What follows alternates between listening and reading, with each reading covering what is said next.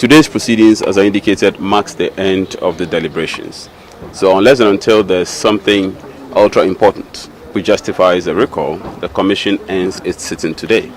Now, we still have one or two evidence within the Commission's fold which are being looked at carefully and which, if necessary, the Commission may need to sit again. But at this stage, the Commission has come to the conclusion, at this stage, that is not something that will be open for now. At this stage, the conclusion of the Commission is that the sitting ends today.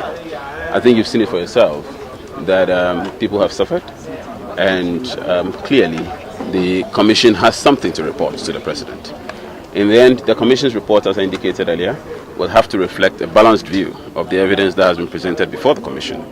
And the Commission, according to its mandate, is supposed to make recommendations to the President that are appropriate, including recommendations for appropriate sanctions against certain people.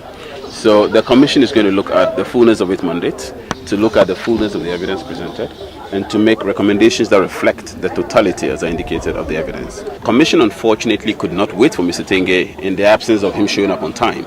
And the reason for that, as you can tell, is that the Commission had to move here today.